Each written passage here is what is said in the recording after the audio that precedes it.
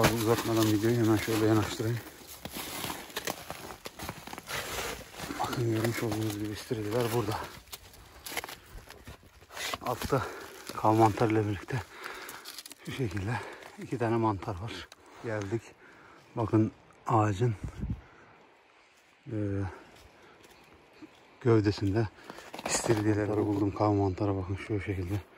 Bunu alacağım. Bunun gerçekten güzel çayı olur. Şunu da çekeyim dedim. Bakın şu görmüş olduğunuz bitki orman gülü dediklerimiz bitkinin pişirme aşamasını göstereceğim size arkadaşlar. Bu şekilde mantarlarımızı bir kesiyoruz. Bakın aynı şu şekilde. Mantarlarımızı önce güzel bir doğruyoruz arkadaşlar. Kapağını açıyoruz. Çok da güzel kaynadı. Bu şekilde pişti mi ateşten alacağım. Yine tekrardan bir video ile daha karşınızdayım. İstiridye mantarı topluyoruz yine. Hemen ormanın biraz ilerlerine gidince yıkılmış ağaçlarla başladık karşılaşmaya. Şimdi komple her tarafını kontrol ediyoruz. Görmüş olduğunuz gibi ağaç mantarları, yani kav mantarları şu ağacı komple sarmış. Ağacı çürümeye hızlandırmış. Burada da ana gövdesi burada. Burada da çoğu yerde kar kalktığı için arkadaşlar yatık ağaçlara da bakıyorum şimdi. Evet, ilerleyelim bakalım. İnşallah bugün de güzel mantarlar bulacağımı düşünüyorum. Görmüş olduğunuz gibi bayağı bir yıkık ağaçlar, karşılar falan. İlerleyelim bakalım ormana doğru. Şöyle görmüş olduğunuz gibi yıkılmış ağaçlara doğru geldik. Çok da güzel. Şurada hemen istiridyeyi gördüm. Kayın ağaçları yıkılmış. Bu şekilde. Bakın şurada ağaçta da istiridyeler var. Hemen fazla uzatmadan videoyu hemen şöyle yanaştırayım. Bakın görmüş olduğunuz gibi istiridyeler burada. Haydut, ne arıyorsun? Güzel bir istiridyeleri buldum. Tamamıyla donmuşlar.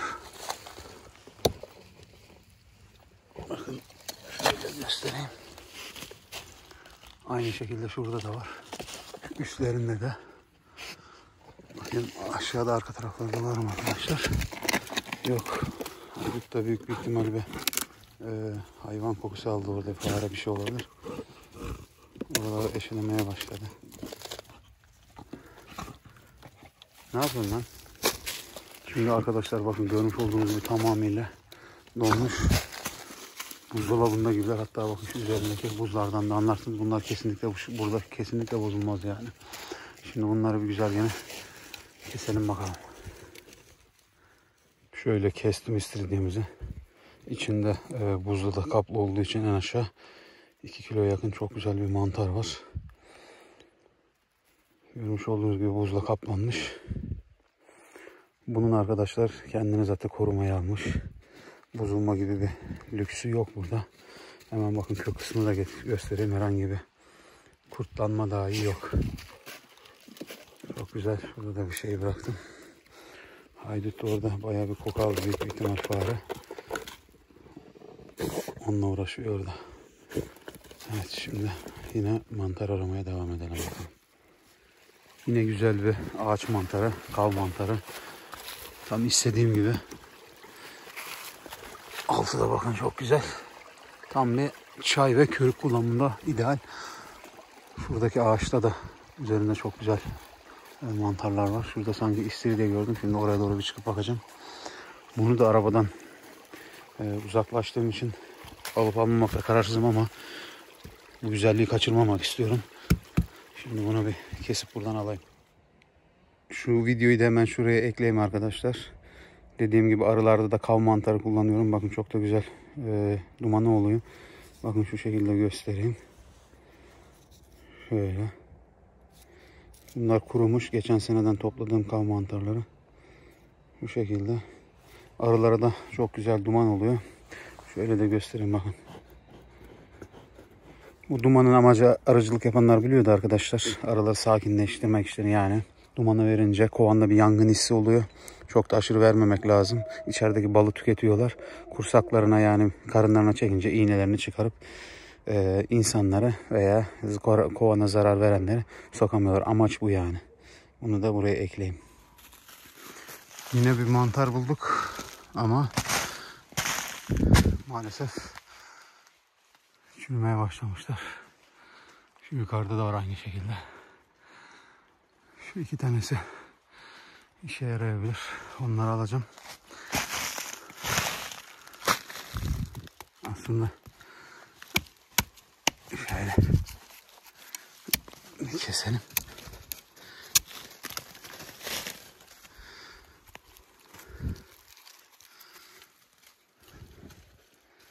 Aslında herhalde bir kurtlanma yok ama mantarlar kendinden geçmeye başlamış. Öyle göstereyim, olduğu yeri de şu şekilde temizleyelim. Hemen yine şurada var iki tane. Bir tane de şu yukarıda var. Üst taraf.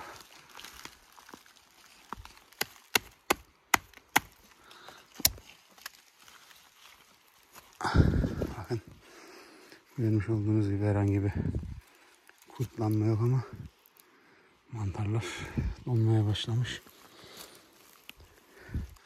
Çürümeye yüz tutmuş, daha doğrusu donma değil de. O da bayağı bir düştü. Aşağı gitti. Onları almayacağım. Sadece bir temizlik yaptım. Şu tepelere doğru gideceğim. Bayağı da bir yüksek dik bir bayır. Tırmanalım bakalım, yukarılarda bulacağımı düşünüyorum. Yine burada bir mantar çeşidi. Altta kav mantar ile birlikte şu şekilde iki tane mantar var. Bunun ismi dede sakalı. Üstteki mantar, alttaki de kav mantarı zaten. Şu şekilde göstereyim, zaten donmuş. Fıtır fıtır olmuşlar. Onu da bilgilendireyim. Aşağıki taraftan şu kayını gördüm. Çürümüş, üzerlerinde kav mantarları var. Gelip bakayım dedim. Bir mantar gördüm. Üst tarafında, yüksekte. Yani şöyle çekeceğim onu size. Belki yukarı taraflarda olur dedik ama arkadaşlar, yerlerde buz, bastığım yerler kayıyor inanın. Yukarıda bir tane hemen şu görmüş olduğunuz, bakın yakınlaştıralım bir oraya. İstiridye mantarı ama şu görmüş olduğunuz bayağı bir yukarıda, onu alamam. Uğraşamam onunla çünkü biraz da kendinden geçmiş bir mantar. Evet, gezelim bakalım. Yine çürümüş bir kayın, çürümeye başlamış. Şurada çok güzel istiridyeler var yine yüksekte. Oraya çıkıp onları almamın zaten mümkünatı yok. Bayağı da bir istiridye mantarı var. Orayı bıraktım. Hemen bakın yine bir kayın ağacı. Yine onun da şu gövdesinde var ama onlar da çürümüş. Bakın şöyle göstereyim. Şimdi yaklaşacağım oraya doğru da. Hemen ileride güzel bir kayında istiridyeler gördüm. Şimdi buradan oraya da gideceğim. Onları da size çekeceğim. Kamerayı açamıyorum. Yürürken yerler inanın o kadar kar var ama acayip bir şekilde kayıyor. Topuklarımla vura vura gidiyorum. Bakın görmüş olduğunuz gibi istiridyeler maalesef çürümüş. Bunlar doğaya kalmış diyelim. Bunları ufaktan bir temizleyeceğim. Hemen şu ileride bakın görmüş olduğunuz ağaçta istiridyeler var. Oraya doğru gideceğim. Geldik. Bakın ağacın gövdesinde istiridyeleri bulduk ama maalesef geç kaldık. Çünkü istiridyeler artık çürümeye başlamış. Çürüme değil de arkadaşlar, soğuktan artık bakın kendinden geçmişler. Bu şekilde. Aslında içinde herhangi bir çürüme söz konusu değil. Ama bakın şu şekilde çok da güzel olmuş. Şu en üsttekini alacağım çünkü onda bir deformasyon göremedim ama alttakiler kurumuş iyice. Şu 2 tanesini 3 tanesini alabilirim. Onlar gayet güzel. Bir çatal yapayım. Çatal yardımıyla onları alalım. Bunlar da kurumuş. Kurusu da yapılabilir. Ziyan olmasın. Bakın yıkılmış ağaçlar var. Hemen şuradaki ağaçta da istiridye gördüm. Bakın şuradakinde. Şimdi oraya gideceğim. Şöyle bir odaklanabilir miyiz? Bakın hemen şu ağaçta. Orada da gayet bayağı bir istiridye var. Önce şunları bir alabildiğimi alayım. Dik bir yer, yoruldum. Görmüş olduğunuz gibi biraz da bir sık orman. Çürümüş ağaç dolu. İnşallah buralarda bulacağımı ümit ediyorum bayağı bir. Evet, toplayalım bakalım onları önce. Bakın mantarları bir çatal yardımıyla aldık ama bunlar çürümeye başlamış. Sadece bu biraz işe yarar. Bunu alacağım. Donmuş tamamen zaten buz. Bunun kurusundan ıslandığı zaman tekrardan aynı şekilde mantar oluyor. Bunu alacağım. Şimdi şu yukarıki taraftaki mantarlara doğru gidelim bakalım. Mantarların yanına geldik ama tamamen çöp olmuşlar. Bayağı bir geç kaldık buralara. Şu şekilde göstereyim. Baksanıza şuraya. Sanki üzerine yağ dökülmüş gibi yanmış. Bakın arkadaşlar, istiridyeler. Bunları almayacağız tabii ki, tamamıyla erimiş gitmiş mantarlar. Sadece temizliyorum. Seneye burada güzel bir oluşum olsun. Bakın aynı şekilde seneye gerçekten güzel mantarlar olur burada. Hemen kameramı da kapatmadan şurada bir şey göstereyim size. Şu bıçağı şu şekilde koyalım ki. Bakın arkadaşlar, çok güzel bir yine kal mantarı. Aradığım mantar yukarıda da var aynı şekilde. Arabadan da çok uzaklaştığım için bunu alamayacağım maalesef. Şu şekilde altını da göstereyim. Çok güzel. Arayalım bakalım. Bayağı bir devasa bir tane mantarı buldum. Kav mantarı, bakın şu şekilde. Bunu alacağım. Bunun gerçekten güzel çayı olur. Tütsüsü olur. Taşımakta da zorlanıyorum çünkü çantamda bayağı bir dolu. Hoşuma giden kav mantarlarını alıyorum. Hemen bakın şu ağaçta da var 2 tane. Onları da alırım oradan. Şunu da çekeyim dedim. Bakın şu görmüş olduğunuz bitki orman gülü dediklerimiz bitkinin ağacı. Şu yeşil. Bir de biz Karadeniz'de koca karayemiş deriz, taflan. Ona da benzer ama onunla bir değildir arkadaşlar. Bakın şu şekilde. Bunlardan arı orman gülü balı topluyor. Deli bal diyoruz. Fazla yediniz mi insanın tansiyonu düşürüyor, onu tutuyor. Onun için fazla yemesi de sıkıntılı. Bakın görmüş olduğunuz gibi şurada da çiçekleri var, zaten kurumuş. İnşallah şurada alttan başlamışlar zaten yavaş yavaş tomurcuklanmaya. Arılarımı da kestane ve kumar balına getiriyorum.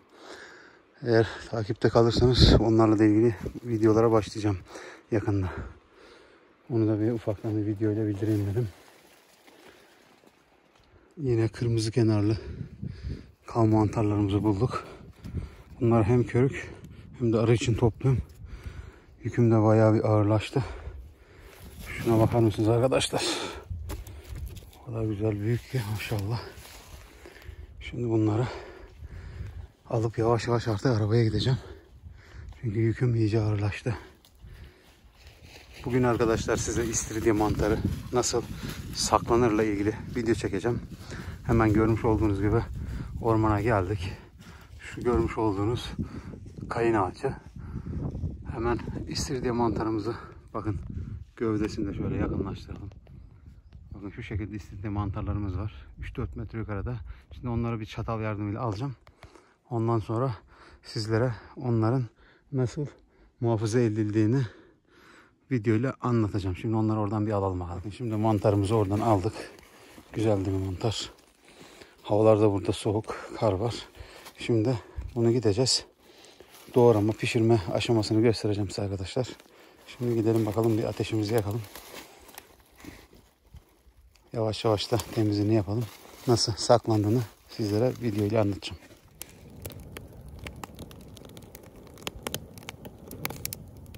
Bugün ne yapıyoruz? Bugün istiridye mantarı nasıl saklanırla ilgili size bir video çekeceğim.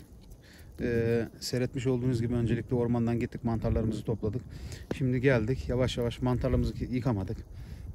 Zaten karın içinde temizler, yıkamayı düşünmüyorum.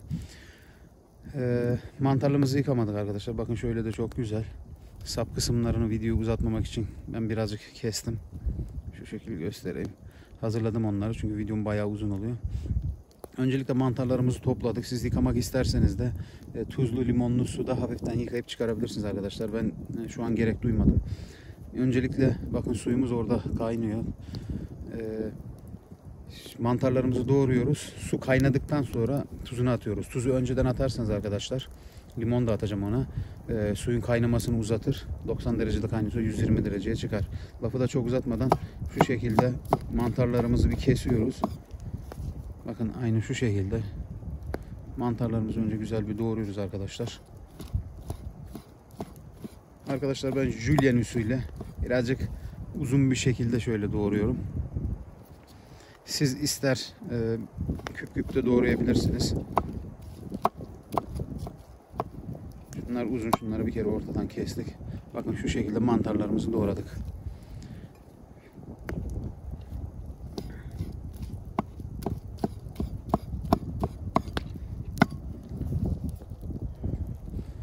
Şimdi suyumuz kaynıyor arkadaşlar.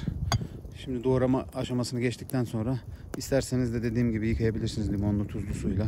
Çünkü mantarların yapısı süngerimsi olduğu için hemen suyu içine çekecektir. Suyu da çok fazla kaynatmıyoruz arkadaşlar. Yani çok doldurmuyoruz çünkü mantarlarımız da sulu. Bakın mantarları doğradık. Suyumuz da kaynadı. Şimdi ne yapıyoruz arkadaşlar? Suyumuzun içine bir yemek kaşığı veya 2 küçük tatlı kaşığıyla görmüş olduğunuz gibi bakın tuz atıyoruz. Tuzu dediğim gibi sonradan ekleyin arkadaşlar. Çünkü tuzu önceden eklerseniz kaynama noktasını uzatabilir. Ondan sonra da şöyle görmüş olduğunuz gibi limonumuzu sıkıyoruz şöyle. 5-6 damla da olabilir. Ve bir yemek kaşığı da dökün. Hiç sıkıntı yok. Daha sonra da arkadaşlar kesmiş olduğumuz mantarları, bakın hemen tuz zaten kaynamasını suyun düşürdü. Bu şekilde üstüne döküyoruz. Dediğim gibi fazla kaynatmayacağız. Şuradan da kaşığımızı alalım. En fazla bir 3-5 dakika içinde kaynattık mı bize yetecek arkadaşlar. Çünkü mantarı saklayacağımız için değerlerinin suda kaybolmasını istemiyorum. Şöyle biraz yapalım.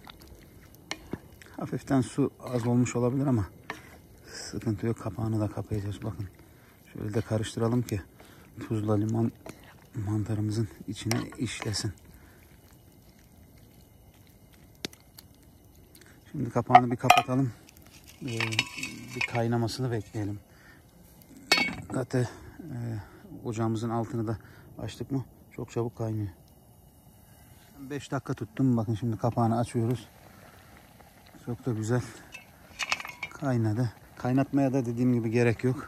Mantarlarımızı bakın şimdi şöyle bir süzgeç yardımıyla şu şekilde alacağız. Çok da pişmesine gerek yok. Zaten pişmeyecek. Bakın şöyle koyacağız. Aynen şu şekilde. Sularını süzdürelim. Hatta ocağımın da altını kapatayım. Daha kaynamasını istemiyorum. Ben şimdi doğada olduğum için tam teşkilat yok arkadaşlar. Böyle süzgeç var, plastik. Onunla alıyorum. Şuradakileri de şöyle dağıtalım da soğusun. Ondan sonra poşetleme işini de göstereceğim size. Tabii ben burada poşetleyeceğim ama eve gidince onları dolaba atacağım.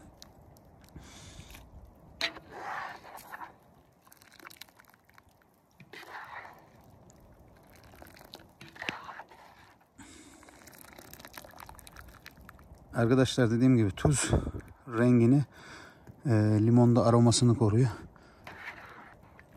Videoyu da çok uzatmadan oradakileri daha sonra alırım ben. Hatta birkaç tane kaldı, hadi alalım onları da. Aynen. Ziyan etmeyelim. Mantar değerli arkadaşlar.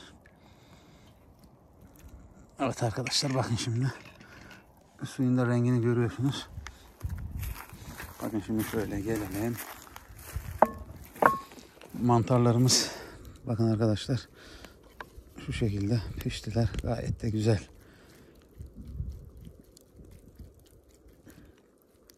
Şimdi siz evde olduğunuz için arkadaşlar, evde ne yapın? Bunu böyle bir tepsiye serebilirsiniz. Tepside güzel soğuduktan sonra buzdolabı poşetlerine koyup dolaba koyacağız.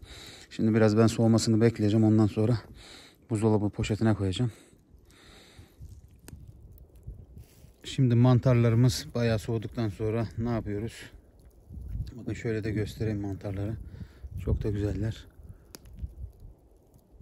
Jöle gibi, dediğim gibi arkadaşlar. Şu şekilde bakın, maşallah. Ondan sonra ne yapıyoruz arkadaşlar? Ellerimi de yıkadım bu arada. Hem eldiven kullanıyorum ama şöyle buzdolabı poşetlerimize sularını sıkmıyoruz arkadaşlar.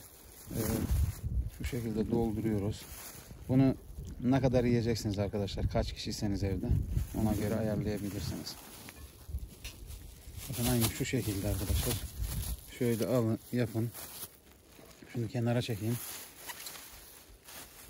Şu şekilde doldurduktan sonra mantarları, bakın şöyle havasını da şuradan alabilirsiniz şu şekilde. Böyle yukarı doğru. Bakın havası da kalmadı içinde. Ondan sonra mantarlarımızı birazcık yukarıdan bağlayalım. Çünkü buzdolabında şu şekilde de yaptıktan sonra, bakın şöyle.